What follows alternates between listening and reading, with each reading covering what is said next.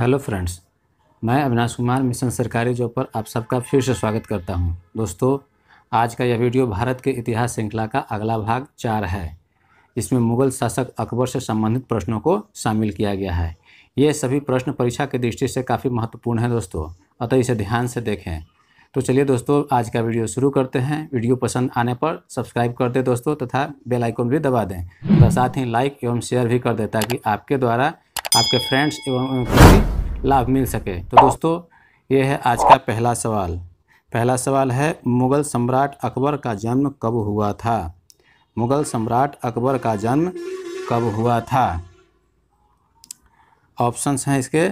ए 1539 ईस्वी, बी 1542 ईस्वी, सी 1543 ईस्वी, डी 1545 ईस्वी। इसका सही जवाब क्या होगा दोस्तों? तो इसका सही जवाब होगा 1542 ईस्वी। 1542 ईस्वी में अकबर का जन्म हुआ था। अकबर का जन्म 15 अक्टूबर 1542 ईस्वी को हमीदा बानो बेगम के गर्भ से अमरकोट के राणा विरसाल के महल में हुआ था दोस्तों। चलिए नेक्स्ट क्वेश्चन। राज्याभिषेक के समय अकबर की आयु कितनी थी? यानी जब अकबर राजा बना था तो उस समय अकबर की आयु कितनी थी? ऑप्शंस ए 11 वर्ष, बी 13 वर्ष, सी 15 वर्ष, डी 17 वर्ष। कितने वर्ष थे दोस्तों? तो इसका सही जवाब होगा बी 13 वर्ष। चूँकि हुमायूं की अचानक मृत्यु की खबर सुनकर बैरम खान ने गुरदासपुर के निकट कलानौर में 14 फरवरी 1556 ईस्वी को अकबर का राज्याभिषेक किया था। उस समय उसकी उम्र मात्र 13 वर्ष 4 माह की थी दोस्तों। चलिए नेक्स्ट क्वेश्चन। पानीपत की दूसरी लड़ाई कब हुई थी? पानीपत की दूसरी लड़ाई कब हुई थी? ऑप्शंस इसके हैं। ए 1556 ईस्वी, बी 1561 ईस्वी, सी 1565 ईस्वी, डी 1761 ईस्वी। इन चारों में सही जवाब कौन सा होगा? तो इसका सही जवाब होगा 1556 ईस्वी। 1556 ईस्वी में पानीपत की प्रथम लड़ाई हुई थी। Next question. पानीपत की दूसरे युद्ध में अफगान सेना का नेतृत्व हेमू ने किया था, जबकि मुगल सेना का नेतृत्व किसने किया था? पानीपत के दूसरे युद्ध में अफगान सेना का नेतृत्व हेमू ने किया था, जबकि मुगल सेना का नेतृत्व किसने किया था दोस्तों? ए अकबर ने, बी मान सिंह, सी बैरम खां, डी आसफ खां। इन चारों में सही जवाब कौन सा होगा? तो इसका सही जवाब होगा बैरम खां। बैरम खां ने पानीपत के द्वितीय युद्ध में मुगल सेना का नेतृत्व किया था। Next question. बैरम खां की पत्नी का क्या नाम था, जिससे अकबर ने बैरम खां की मृत्यु के बाद शादी कर ली थी? बैरम खां की उस पत्नी का क्या नाम था जिससे अकबर ने बैरम खां की मृत्यु के बाद शादी कर ली थी? ऑप्शंस इसके हैं। ए हमीदा बेगम, बी रुकैया बेगम, सी सलीमा बेगम, या डी जोधाबाई। इन चारों में सही जवाब कौन सा होगा दोस्तों? तो इसका सही जवाब होगा सलीमा बेगम। सलीमा बेगम से अकबर ने शादी कर ली थी। Next question. बैरम खां के उस पुत्र का क्या नाम था जिसे अकबर ने अपने पुत्र की तरह पाला और बड़े होकर अकबर के दरबार में नवरत्नों में शामिल हुआ? अकबर के दरबार में नवरत्नों में शामिल हुआ था। तो वो कौन सा था दोस्तों? इसके ऑप्शंस है। ए सलीम, बी मुल्ला दो प्याजा, सी अब्दुल रहीम खान खाना, डी खान बाबा। इन चारों में सही जवाब कौन सा होगा? तो इसका सही जवाब होगा अब्दुल रहीम खान खाना। अब्दुल रहीम खान खाना उस समय जिस समय इसके पिता की मृत्यु हुई थी दोस्तों, उसमें 4 वर्ष की आयु का था। उस समय उसे अकबर ने अपने संरक्षण में लिया था और पुत्र की तरह इसको पाला पोसा था। उसकी परवरिश राज परिवार में एक राजा के पुत्र की तरह ही किया गया था दोस्तों। इसी ने आगे चलकर बाबर के तुजुके बाबरी का फारसी में अनुवाद किया था दोस्तों, बाबरनामा नाम से। चलिए नेक्स्ट क्वेश्चन। अकबर ने अपने को हरमदल से कब मुक्त किया था? ऑप्शंस ए 1560 ईस्वी, बी 1562 ईस्वी, सी 1563 ईस्वी, डी 1565 ईस्वी। कब मुक्त किया था दोस्तों? इसका सही जवाब होगा 1562 ईस्वी। 1562 ईस्वी में अकबर ने हरमदल से अपने को मुक्त कर लिया था। इस काल को पेटीकोट सरकार या पर्दा सरकार भी कहा जाता है दोस्तों। नेक्स्ट क्वेश्चन, अकबर द्वारा जजिया कर कब समाप्त किया गया था? अकबर द्वारा जजिया कर कब समाप्त किया गया था? तो इसका ऑप्शंस है 1563 ईस्वी, 1564 ईस्वी, 1565 ईस्वी, 1572 ईस्वी। इसका क्या जवाब होगा दोस्तों? तो इसका सही उत्तर होगा 1564 ईस्वी। नेक्स्ट क्वेश्चन, अकबर द्वारा इबादत खाना की स्थापना कब की गई थी? अकबर द्वारा इबादत खाना की स्थापना कब की गई थी?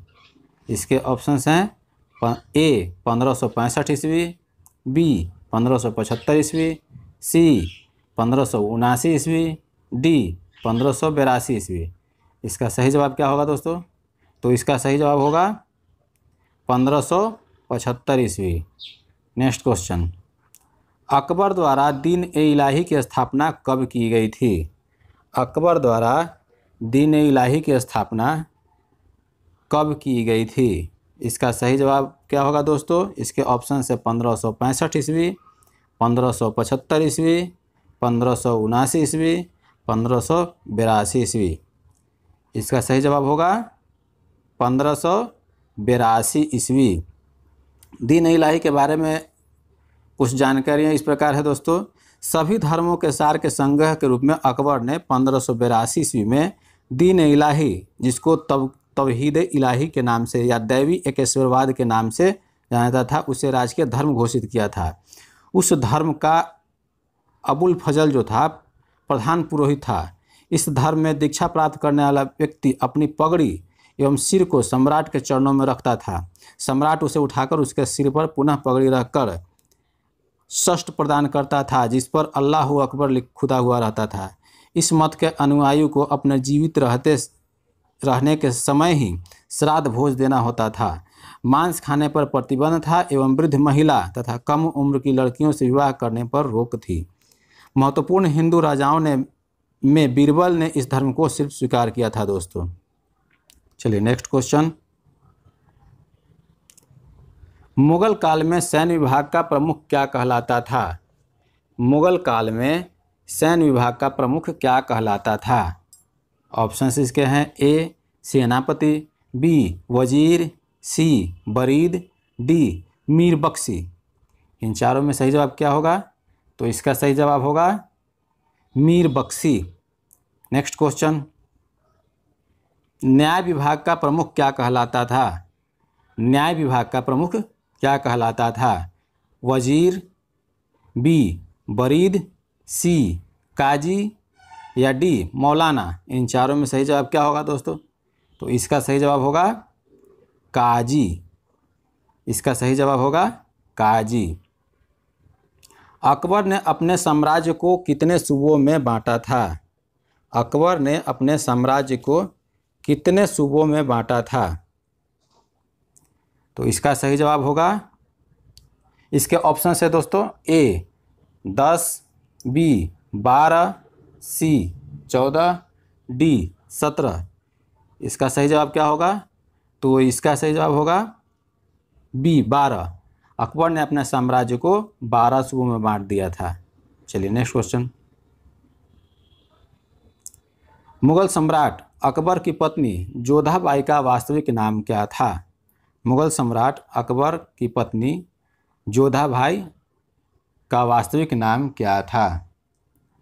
ऑप्शंस इसके हैं ए कनकाबाई, बी लालबाई, सी पद्मावती, डी हरखाबाई। इन चारों में सही जवाब क्या होगा दोस्तों? तो इसका सही जवाब होगा हरखाबाई। चूँकि जोधाबाई जो थी वो कछवाहा नरेश भारमल की पुत्री थी, जो राजपूत सम्राट थे कछवाहा के, वो जिनका नाम भारमल था, उनके बेटी का नाम यानी पुत्री का नाम हरखा भाई था, जिसे जो सम्राट अकबर की शादी हुई थी। भारमल के एक पुत्र थे भगवान दास, जो अकबर के दरबार में रहते थे, तथा उनके पौत्र यानी पोता जो मान सिंह के नाम से विख्यात हुए, वो भी मुगल दरबार में रहते थे। नवरत्नों में भी शामिल थे दोस्तों। नेक्स्ट क्वेश्चन, अकबर द्वारा इलाही संवत की शुरुआत कब की गई थी? अकबर द्वारा इलाही संवत की शुरुआत कब की गई थी? इसके ऑप्शंस है 1579, बी 1582, सी 1583, डी 1585। इसका सही जवाब क्या होगा दोस्तों? तो इसका सही जवाब होगा 1583। नेक्स्ट क्वेश्चन, अकबर के दरबार में राजकवि के पद पर कौन आसीन था? अकबर के दरबार में राजकवि के पद पर कौन आसीन था?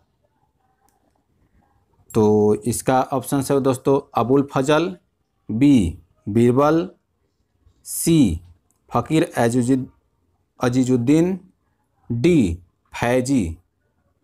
इसका सही जवाब क्या होगा दोस्तों? इसका सही जवाब होगा डी फैजी। फैजी जो थे अबुल फजल के बड़े भाई थे, जो अकबर के दरबार में राजकवि के पद पर आसीन हुए। वह दीन इलाही धर्म का कट्टर समर्थक था दोस्तों। नेक्स्ट क्वेश्चन, तानसेन का वास्तविक नाम क्या था?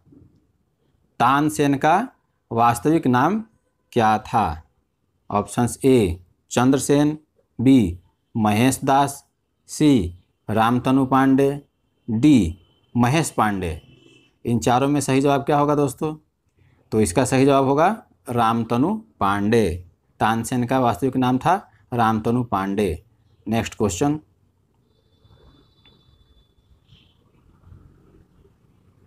अकबरनामा के रचना किसने की थी? अकबरनामा की रचना किसने की थी? फैजी ने, बी अबुल फजल ने, सी गुलबदन बेगम ने, डी अब्दुल रहीम खान खाना ने। किसने की थी दोस्तों? तो इसका सही जवाब होगा अबुल फजल ने। नेक्स्ट क्वेश्चन, अकबर का पालन पोषण उसकी धाय माँ ने किया था, उनका नाम क्या था? अकबर का पालन पोषण उनकी धाय माँ ने किया था, उनका नाम क्या था? Options A Haji Begum, B Hamida Banu Begum, C Maham Anga, D Gulbadan बेगम। इन चारों में सही जवाब कौन सा होगा दोस्तों? तो इसका सही जवाब होगा माहम अनगा।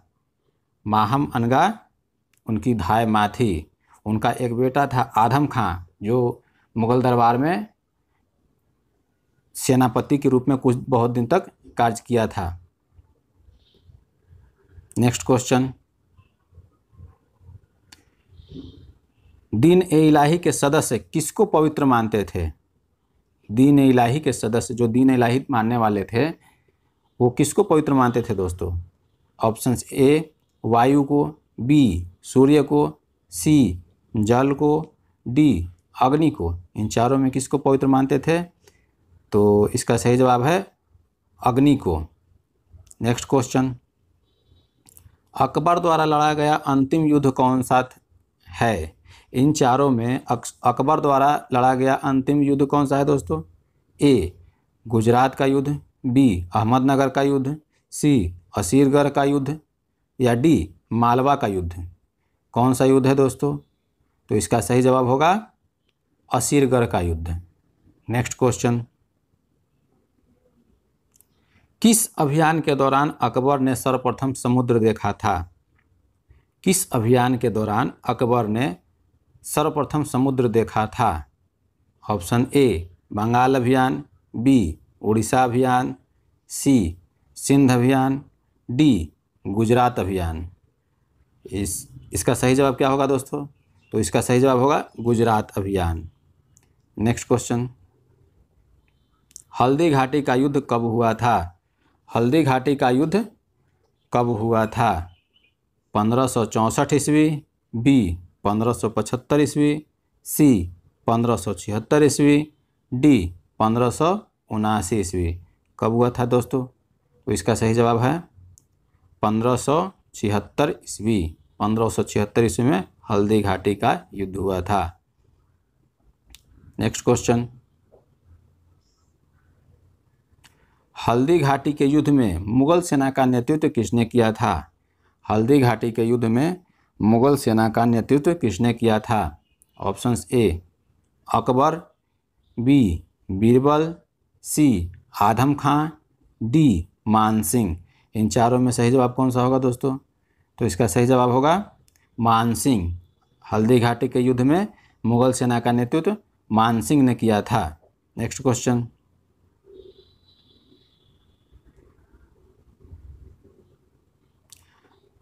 अकबर के काल में जो भूमि प्रबंधन से संबंधित जो सुधार किया गया उसे क्या कहा जाता था? अकबर के काल में जो भूमि प्रबंधन से संबंधित जो सुधार किया गया उसे क्या कहा जाता था? ए पट्टा प्रबंधन, बी रैयत प्रबंध, सी दहसाला प्रबंध, डी महलवाड़ी प्रबंध। यह कौन सा सही जवाब होगा दोस्तों? तो इसका सही जवाब होगा दहसाला प्रबंध। नेक्स्ट क्वेश्चन होगा दोस्तों, अकबर ने सोने का एक सबसे बड़ा सिक्का चलवाया था उसे क्या कहा जाता था? उसके ऑप्शन हैं ए दिनार, बी जलाली, सी इलाही, डी संसब। इन चारों में सही जवाब कौन सा होगा? तो इसका सही जवाब होगा संसब। संसब सोने का सबसे बड़ा सिक्का था। नेक्स्ट क्वेश्चन, निम्न में किसका निर्माण अकबर द्वारा करवाया गया था? निम्न में किसका निर्माण अकबर द्वारा कराया गया था? ऑप्शंस ए आगरे का किला, बी लाहौर का किला, सी बुलंद दरवाज़ा, या डी उपरोक्त सभी, मतलब इन तीनों में से सभी। तो इसका सही जवाब क्या होगा दोस्तों? इसका सही जवाब होगा ऑप्शंस डी यानी सभी। आगरे का किला, लाहौर का किला, बुलंद दरवाज़ा, इन तीनों का निर्माण अकबर द्वारा करवाया गया था। इसके अलावे अकबर ने फतेहपुर सीकरी का निर्माण करवाया, अटक का किला का निर्माण करवाया, इलाहाबाद के किला का निर्माण करवाया और भी बहुत से निर्माण करवाया था दोस्तों। फतेहपुर सीकरी महल के परिसर में सबसे विशाल जो महल है वो जोधाबाई का महल है दोस्तों। चलिए नेक्स्ट क्वेश्चन, चार बाग बनाने की परंपरा की शुरुआत किसने की थी? चार बाग बनवाने की परंपरा की शुरुआत किसने की? Option A Babur, B Akbar, C Jahangir, D Shah Jahan. किसने की दोस्तों? तो इसका सही जवाब होगा अकबर ने। नेक्स्ट क्वेश्चन, अकबर ने सीरी कलम की उपाधि किसे प्रदान की थी? अकबर ने सीरी कलम की उपाधि किसे प्रदान की थी? ऑप्शन ए अब्दुल समद को, बी मोहम्मद हुसैन कश्मीरी को, सी अबुल फजल को, डी फैजी को। इन चारों में सही जवाब कौन सा होगा दोस्तों?